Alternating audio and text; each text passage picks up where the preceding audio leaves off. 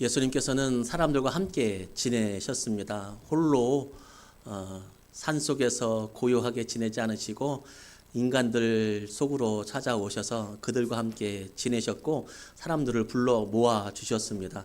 사람들은 그 부름에 응답하여서 많은 사람들이 예수님께로 찾아왔습니다. 그리고 예수님의 가르침을 배웠습니다. 그 가르침을 배우는 예수님을 따르는 사람들 중에 12명의 사람을 특별히 세워서 불러주셨습니다. 그 사람들을 12사도라고 부릅니다. 예수님께서는 이 12명의 사도를 부르시고 자신이 어떻게 세상을 사랑하는지, 세상에 복음을 어떻게 전파하는지를 몸소 보여주셨습니다. 그리고 이제는 예수님이 하던 것을 보기만 했던 그 12명의 사도를 이스라엘 땅으로 그리고 세상으로 자신이 했던 전도의 사역, 복음 전파의 사역, 천국 하나님 나라 선포의 사역을 그들에게 맡기시고 그들을 통하여서 이제 예수님이 했던 일을 대신하게 하셨습니다. 사람이 자기가 직접 하는 거와 그리고 다른 사람이 하는 것을 보는 것은 너무나 큰 차이가 있죠. 내가 할 때는 어려운데 다른 사람이 하면 정말 맞득지 않게 보일 때가 많이 있습니다. 그래서 우리나라 축구하면 감독들이 많이 있지 않습니까? 집집마다 다 축구 보는 사람들마다 다 감독이에요. 저렇게 하면 될 텐데 이렇게 하면 될 텐데 그런데 막상 자기가 뛰려고 하면 정말 어려운 것이 바로 내가 하는 일인데 이제 예수님이 하던 일을 12명의 사도들이 직접 해야 합니다. 예수님은 그들이 참 안쓰러웠고 그들에게 당부할 말씀이 있었습니다. 사도들을 보내시면서 여러 가지 당부의 말씀을 그래서 하게 하시는데 그 중에 하나가 바로 오늘 본문의 말씀입니다. 예수님께서 그들을 세상에 내보내시면서 세상에 대해서 표현하신 것이 있습니다. 그것은 세상은 바로 일이다라고 표현했습니다. 일이가 뭔지 아십니까? 일이 늑대하고 일이가 차이가 뭔지 아세요? 똑같은 거예요. 늑대 일이 전 다른 줄 알았거든요. 근데 똑같은 학명이라고 하더라고요. 늑대하고 일이 보신 적 있으시죠? 없으면 가을에 한번 갈까요? 이리 보러, 늑대 보러. 그 세상을 늑대라고 했어요. 늑대. 어떤 표현인지 아시겠죠? 포악하고 공격성 있고 이런 것을 바로 세상이다라고 표현했습니다. 예수님께서 세상을 일이라고 표현했지만 직접적으로 그 밑에 말씀 보니까 세상의 사람들을 일이라고 표현했습니다. 늑대라고 표현했습니다. 여기서 세상의 사람들은 복음을 받아들이지 않는 사람들을 늑대라고 표현하신 것입니다. 그리고 넓게는 제자들이 만나게 될 어려운 상황들을 보고 늑대다, 일이다. 세상은 일이고 너희들이 만날 상황들은 늑대나 일이처럼 포악할 것이다. 그렇게 표현하신 것입니다. 세상이 일이고 늑대라면 예수님의 제자들은 예수님의 제자들을 보고 무엇이라고 표현했냐면 바로 예수님의 제자들을 양이라고 표현했습니다. 양. 정리하자면 믿지 않는 많은 사람들은 일이들이고 제자들은 바로 양입니다. 이제 예수님은 힘없는 제자들을 거칠고 포악한 일이들에게 강한 늑대들에게 보내시고 있는 것입니다. 세상은 안 믿는 사람들은 지금도 그때도 일이고 늑대입니다. 억울할 수 있겠습니다. 우리가 무슨 늑대냐고 억울할 수 있겠습니다. 그런데 여러분 사람은 절대 노예 의지가 있어서 두 가지 배로밖에 나눌 수가 없습니다. 절대 노예 의지. 두 가지 배로밖에 속할 수가 없습니다. 첫 번째는 하나님에게 속한 자. 두 번째는 악한 영에 속한 자. 복음을 안 믿고 악한 영에도 안 속한 중간은 없다. 절대적으로 노예가 될 수밖에 없다. 하나님의 자녀가 되든지 악한 영의 노예가 되든지 이런 의미에서 영적인 의미에서 바로 세상 사람들을 늑대라고 부르신 것이고 복음을 받아들이지 않기에 그들을 늑대라고 그리고 복음을 반대하기에 그리스도인들을 핍박하기에 그들을 흉폭한 늑대라고 표현하신 것입니다. 여기에서 우리가 눈여겨볼 것이 있습니다. 세상은 원래 일이었다는 사실입니다. 세상은 원래가 일이었다. 세상이 일이라고 하는 말 여러분 이 말은 당연합니다. 왜냐하면 우리 예수님이 하셨잖아요. 예수님이. 그 당시만 일이었을까요? 그 당시만 기독교에게 흉폭하지 않았을까요? 아니요. 세상은 원래 일이었고 늑대였습니다. 예수님이 말씀하셨습니다. 오늘 본문 16절과 마지막 24절, 25절은 현재, 지금을 뜻하는 말, 현재 이 문장이고, 그리고 17절, 23절은 철저히 미래 시제로 되어 있습니다. 미래 시제로. 이것은 무슨 말을 의미하냐면 당시 사도들이 있었던 그때만 세상은 이리고 늑대였던 것이 아니라 앞으로 올 세상도, 앞으로 그리스도인들이 나아갈 세상도 이리고 늑대이고 흉폭하고 복음을 받아들이지 않을 세상이다. 그렇게 표현하고 있는 것입니다. 본질적으로 예수 믿는 사람은 양이고, 그리고 세상은 이리입니다. 이와 같은 세상에서 우리 그리스도인은 살아갑니다. 그런 우리는 아주 자연스럽게 세상은 이리니까 세상에서 살아가다 보면 아주 자연스럽게 이리를 만납니다. 그렇죠? 이리를 만나요. 복음을 거부하는 사람들을 만나게 되고요. 아무런 이유 없이 교회를 핍박하는 사람들을 만나게 되고요. 아무런 이유 없이 그리스도인들을 비난하는 사람들을 만나게 됩니다. 이것은 특별한 일이 아니라고 하는 사실을 우리는 명심해야 됩니다. 복음을 전하면 안 믿는 사람들이 특별한 사람들이 아니고 원래 그들은 그렇다는 것입니다. 나 같으면 교회를 다니겠거든요. 저 같으면 교회를 다니겠거든요. 내가 정말 사랑하는 어떤 사람이 나보고 교회를 좀 가자고 그렇게 하면 교회를 가겠거든요. 일주일에 1시간이고 거기다가 점심까지 주거든요. 거기다가 교회를 가면 친절하거든요. 기본적으로 친절하거든요. 거기다가 내가 어려운 일을 이야기하면 같이 기도해주고 마음을 모아주거든요. 나 같으면 웬만하면 다니겠거든요. 근데 그렇지 않다는 사실입니다. 저에게도 친한 친지들이 있을 거 아닙니까? 친지들이 있는데 저희 그 이모님이 있어요.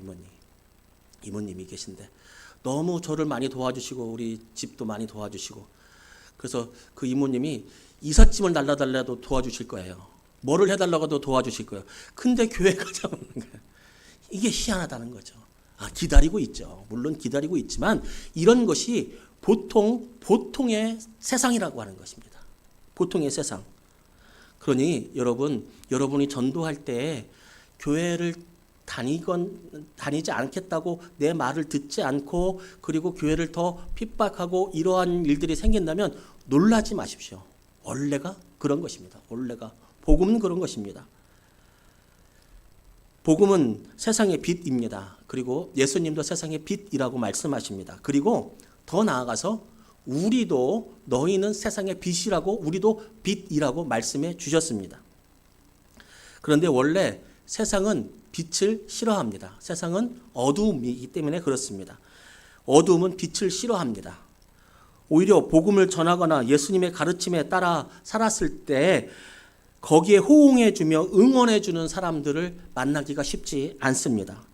그런데 만약에 내가 세상에서 그런 일을 할 때 거기에 대해서 호응해주고 예수님의 뜻대로 살아가는 것에 대해서 응원해주고, 그래 네가 정말 그리스도인으로 잘 살아가는구나, 그런 사람 만나면 그때 놀라야 되는 겁니다. 그때 이 이리 같은 세상에 양 같은 이리가 있네. 양 같은 이리가 있네. 그분들에게는 우리의 마음의 가능성을 높여보는 거죠. 저분이 곧 양이 될 일이구나. 양이 될 일이구나. 비하하는 것이 아니라 아까 말했죠. 절대노의 의지에 따라서, 두 가지의 종류에 따라서. 하나님 나라의 가치를 실현시키면 세상은 싫어합니다. 복음을 싫어합니다. 세상의 일인 것을 알면 우리는 거기서부터 감사할 수 있게 됩니다. 세상이 원래 그렇다는 것을 알면. 이리들 속에서 지켜주심을 감사하고, 조금 덜 사나운 이리를 만나게 해주셔서 감사하고, 핍박이 당연한데도 오늘 하루를 지켜주시니 감사하고, 그러니 우리는 세상이 이리 같은 곳이다라고 하는 것을 가지고 있으면 우리의 믿음에 유익이 됩니다. 이리 같은 환경이 조금씩 나아지는 것을 보면서 감사하고 그 은혜를 체험할 수 있습니다. 세상이 빛을 싫어하는 것이 당연하듯이, 세상은 어둠이라고 성경은 표현하고 있죠. 세상이 빛을 싫어하는 것이 당연하듯이 빛도 세상을 포기하지는 않습니다. 빛도 어둠을 포기하지 않습니다. 빛은 항상 어둠을 향해 나아갑니다.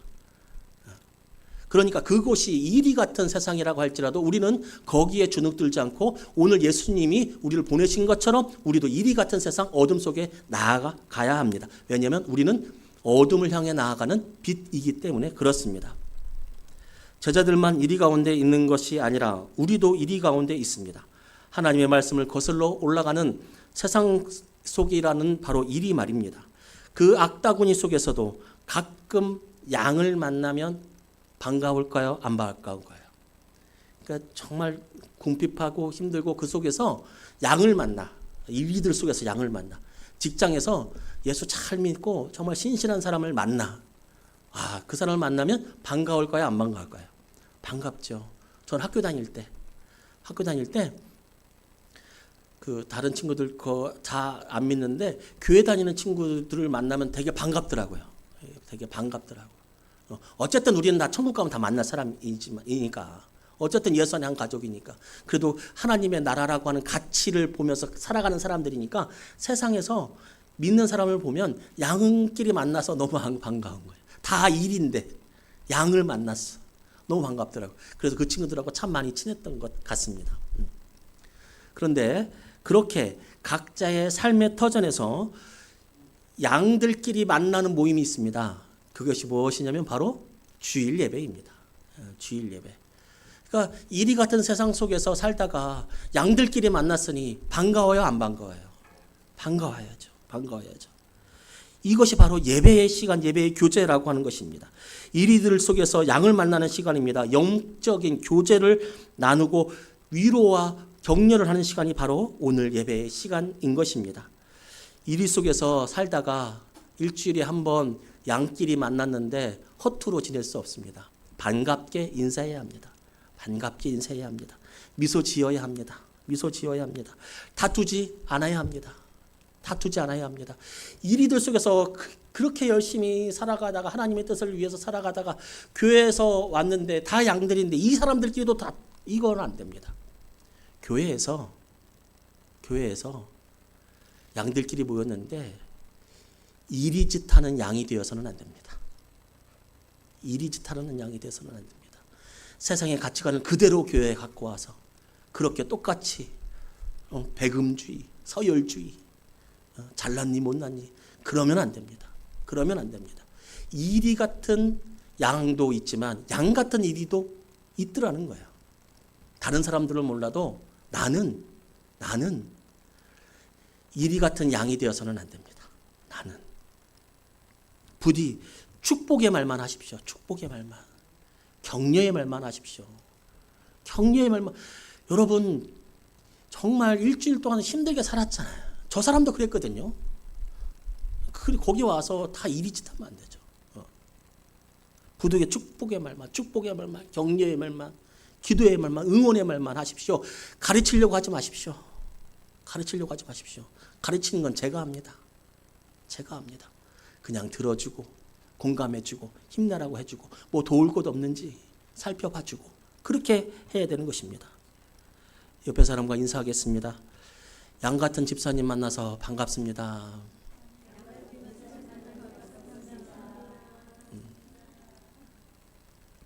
따라합시다. 양들끼리 이리 노릇하지 말자. 진짜로. 이리 속으로 제자들을 우리 예수님이 보내시는데 제자들을 너무 몰아치는 듯합니다. 왜 제자들을 또 지금 우리를 이리 속으로 보내는가 잘 이해되지 않습니다. 그냥 양들끼리 어울려 살면 안 될까? 그냥 그렇게 어울려 살면 안 될까? 왜 보내실까? 그렇습니다. 하나님은 때로는 자신의 자녀들을 몰아치실 때가 있습니다. 넓은 길 가지 말라고 좁아도 생명의 길 가라고 그렇게 몰아치실 때가 있습니다. 할 수만 있다면 그 길 걷고 싶지 않으셨던 예수님도 십자가의 길로 몰아치셨습니다. 십자가의 길로 몰아치셨습니다. 그 길 걸어가라고 하셨습니다.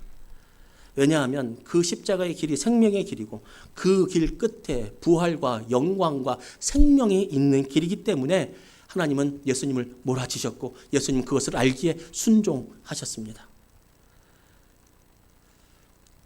즉 우리를 이리 속으로 보내는 것은 나도 살리고 너도 살리고 우리를 살리는 길이라고 하는 것을 우리는 기억해야 합니다.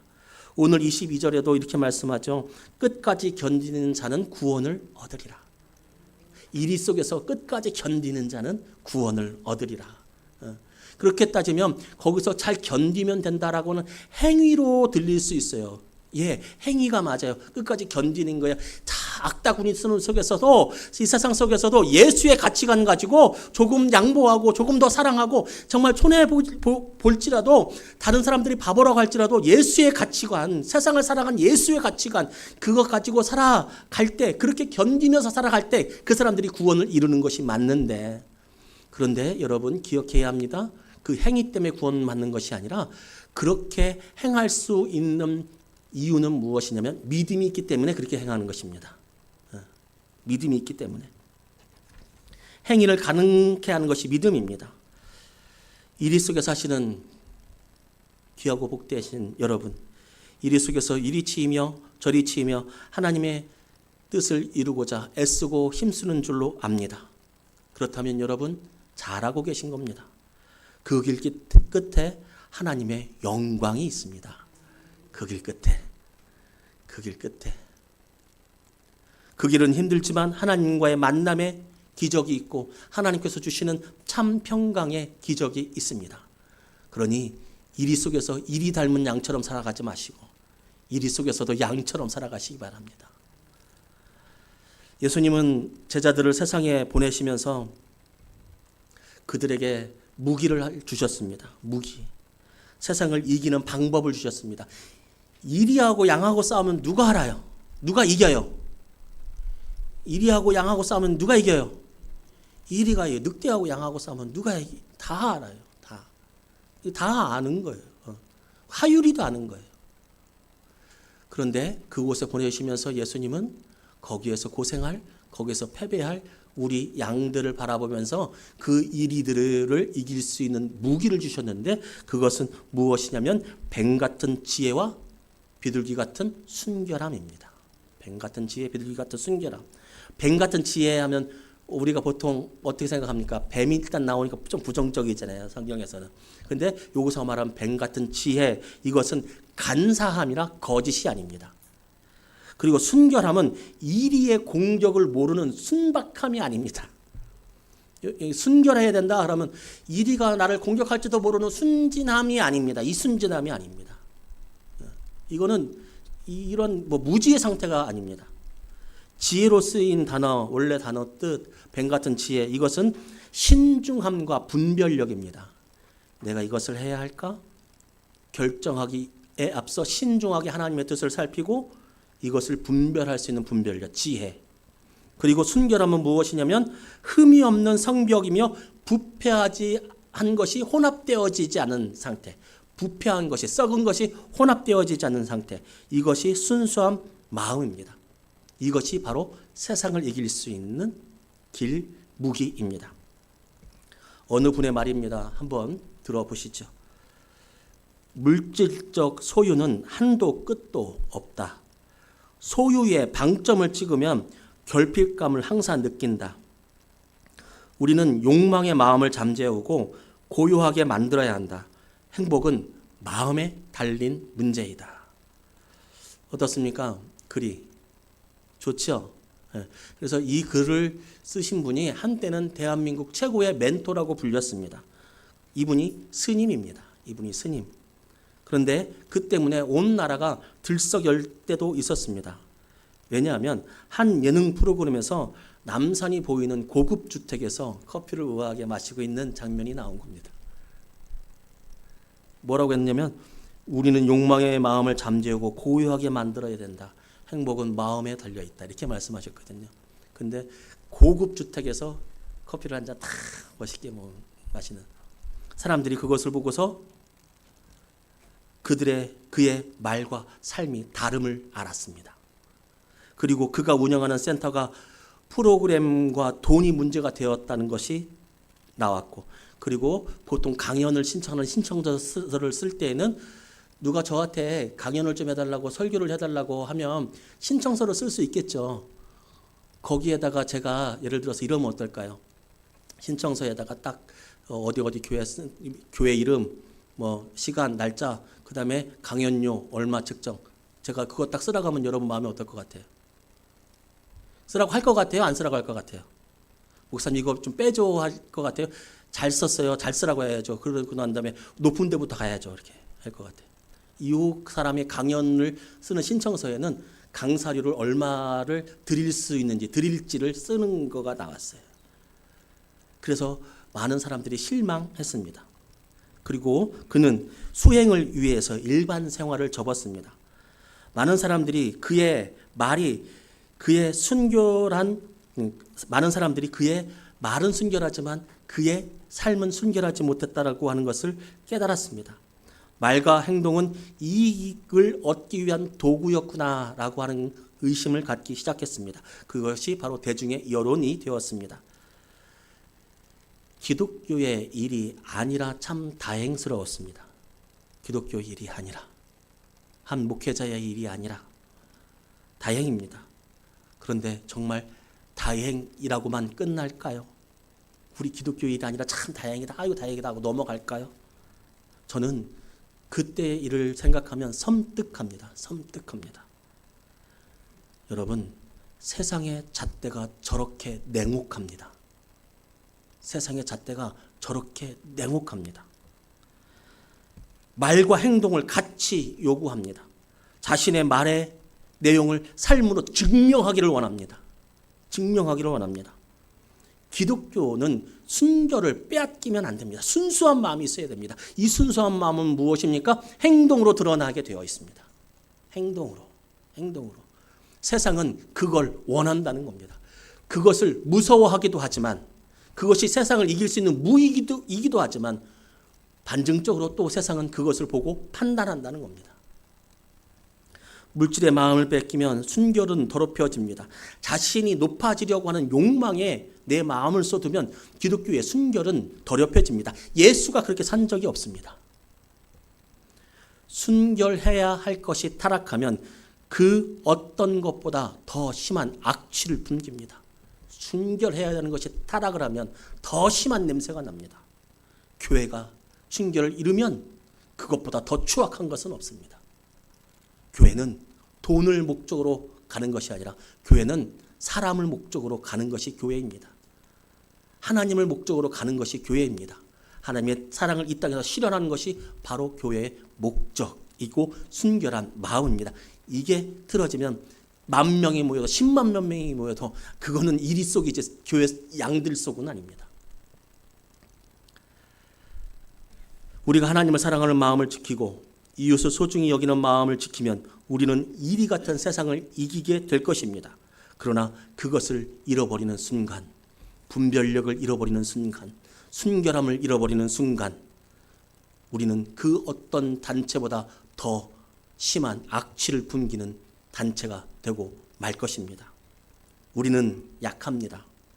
예수님이 방법을 알려주어도 잘 해내지 못합니다. 예수님이 알려주셨거든요. 세상을 이기는 방법, 뱀같이 지혜롭고 분별하고 순결하게 깨끗하게 살아야 된다. 욕망을 지워야 한다. 세상을 사랑하는 그 순수한 마음을 가지고 살아가야 된다. 그렇게 알려줘도 우리는 부족해도 그것으로 세상을 이기기가 참 어렵습니다. 그래서 우리는 때로는 그런 연약함이 있기 때문에, 그래서 이리를 이기는 또 하나의 해결책을 주셨습니다. 이리를 이기는 또 하나의 해결책. 그것은 무엇이냐면 바로 어떠한 어려움을 당하더라도 성령께서 너희와 함께 하실 것이다. 그 해결책을 주셨습니다. 그 해결책을 주셨어요. 그 해결책을.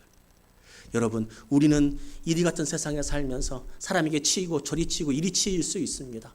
그리고 원치 않는 어려움을 당할 때도 있습니다.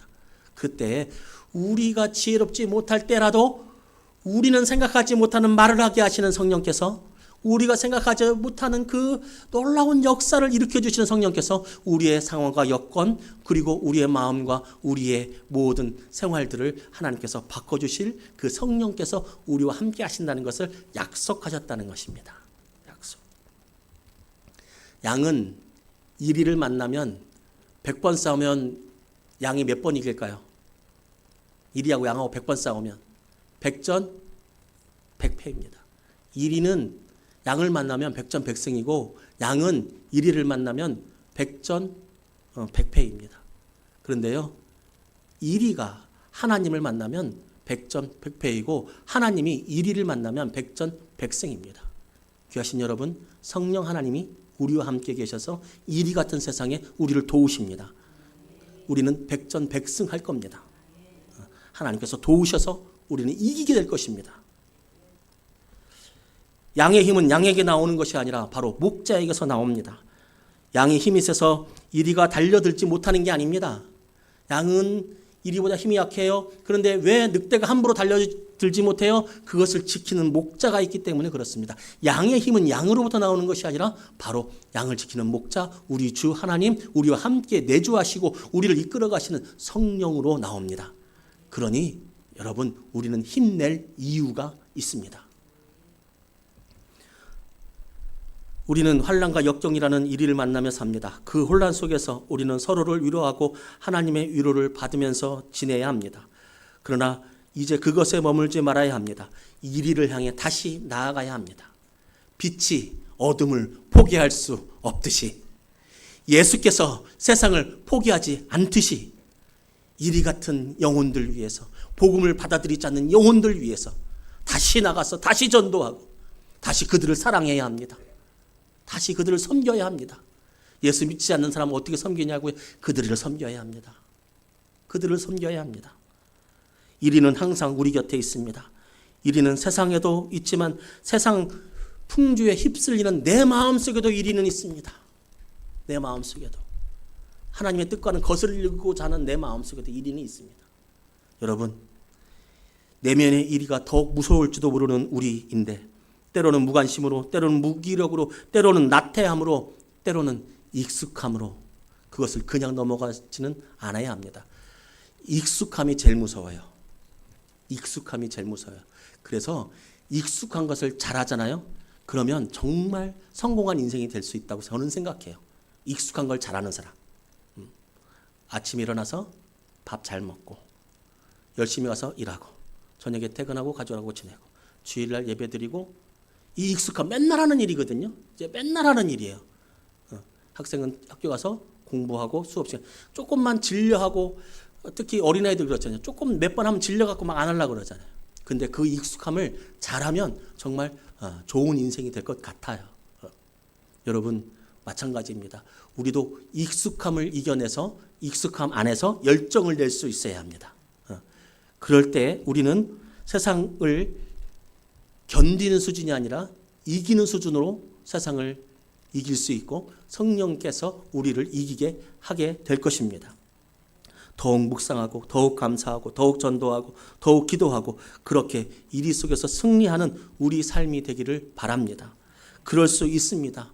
왜냐하면 성령께서 우리의 말할 바를, 우리의 행할 바를, 우리의 질고를 모두 아시고 내가 무엇을 기도해야 될지도 모르는 그때에 나를 위해서 간구하시는 분이 성령 하나님이시기 때문에, 그 때문에 우리는 승리할 수 있게 됩니다. 이리 속에서 십자가의 길, 생명의 길, 소망의 길 걷는 여러분에게 풍성하신 주님의 은혜가 한 주간도 넘치시기를 주님의 이름으로 축복합니다.